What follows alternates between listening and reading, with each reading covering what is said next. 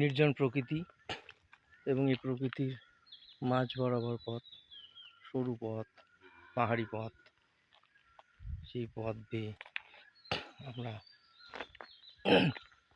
নিচের দিকে নামছি। এই দেখুন কমলা গাছ। আমরা ভুটান বর্ডারে এসে গেছি, আমরা ভুটান সংলগ্ন জায়গায় দাঁড়িয়ে আছি। কমলা গাছ, বিভিন্ন রঙের পাহাড়ি ফুল দেখা যাচ্ছে। বিভিন্ন পাহাড়িরা কিভাবে থাকে, তাদের ঘর বাড়িগুলো। এবং এই সরু পথ, এই সরু গলি পথ বেয়ে আমরা অনেক দূর চলে এসেছি এবং এই পথ বেয়ে আমাদেরকে নিচে নামতে হবে। আমরা ভারত সীমান্তে একটু পরেই আমরা ভারত সীমান্তে ঢুকে যাব। আমরা এখনও ভুটানের মধ্যেই আছি। তো দর্শক দেখুন, প্রকৃতিকে উপভোগ করার মতো একটা সত্যি ভীষণ সুন্দর জায়গা, একেবারে নির্জন প্রকৃতি। এখানে পাহাড় ততটা খাড়া নয়, কারণ সেটা আমরা পেরিয়ে এসেছি। এখানে আমরা অনেকটা নিচে নেমে এসেছি এখন, তবুও কিছু পাহাড়ের ছবি, কিছু চিহ্ন দেখা যাচ্ছে। এই যে পাথরগুলো দেখা যাচ্ছে, বিভিন্ন পাখির ডাক। সকালের আমরা যে শহরের ব্যস্ততা, যে কোলাহল মুখর পরিবেশে থাকি, তার থেকে এই পরিবেশ কতটা সুন্দর, কতটা প্রকৃতি এখানে নিজের মতো, নিজের খেয়ালেই চলছে। কোনো মানুষজন নেই, খুব কম মানুষজন। আমরা হেঁটে যাচ্ছি, আমাদের সঙ্গে রাস্তায় খুব কম মানুষের দেখা হচ্ছে। এই পাহাড়ি পথ, আমরা ক্রমশ নিচে নেমে চলেছি। এই যে সরু পথ দিয়ে আমরা এসেছি, দেখার মতন একটা পথ।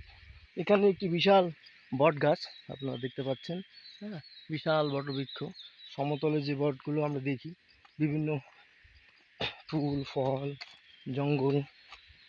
তো যাই হোক, প্রকৃতি এবং প্রকৃতির সেই রূপ, সেই জঙ্গলের একটা অপূর্ব গন্ধ, সবকিছু দেখা যাচ্ছে। এই পাহাড়ি পথ দিয়ে আমরা এসেছি। এই জায়গাটা একটা টার্ন, এখান থেকে আমরা নেমে গেলাম। এটা একটা অন্য রাস্তা। আমরা এবার এই পথ দিয়ে আমরা আবার এগিয়ে যাব। পাহাড়ের কিছুটা ছবি আপনাদেরকে দেখানো সম্ভব হবে, কারণ আমরা অনেকটা নিচু থেকে উপরে উঠেছি। এবার উপরে ওঠার পরে আবার আমরা নিচে নামছি। তো দেখা যাচ্ছে এখানে এই পাহাড়ি পথ আমাদের ভ্রমণের দুই সঙ্গী। এবং আপনারা দেখুন, এই যে একটা শিব মন্দির এবং একটা পাহাড়ি জায়গা, বিভিন্ন গাছপালা। আমরা ক্রমশ কিছুটা উপরে, তারপর নিচে, আঁকা বাঁকা রাস্তা দিয়ে আমরা যাচ্ছি। এবং এই যে প্রকৃতির যে নির্জনতা, একটা প্রকৃতির যে ছায়া, প্রকৃতির যে কোল, এখানে প্রকৃতি উন্মুক্ত। প্রকৃতি কোনো বন্ধন নেই, বাধা নেই।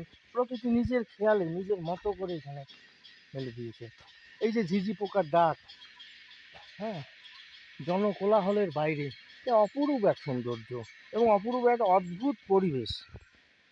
তো যাই হোক, আমরা কিছুটা সামনে দেখানোর চেষ্টা করব। এক দাদা, এক পাহাড়ি মানুষ, তিনি ফিরেছেন।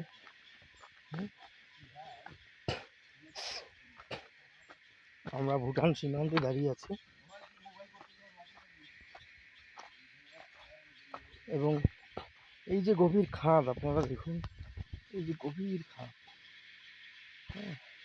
এই যে দূরে পাহাড় জঙ্গল, এক অপরূপ রূপ। যারা প্রকৃতিকে ভালোবাসেন, যারা শান্তি চান, জনকোলাহলে যারা একেবারে কি বলবো, যারা সংসারের কোলাহলের মধ্যে যাদের জীবন কাটে, যারা অতিষ্ঠ, তারা এখানে এসে দুটো দিন থাকেন শান্তিতে।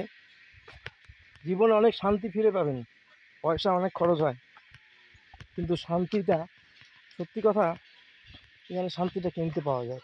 এই যে আবার আমরা সেই পথ দিয়ে আসলাম, এই পথ থেকে আবার এক কঠিন পথ। তো এই কঠিন পথে আমাদের নামতে হবে।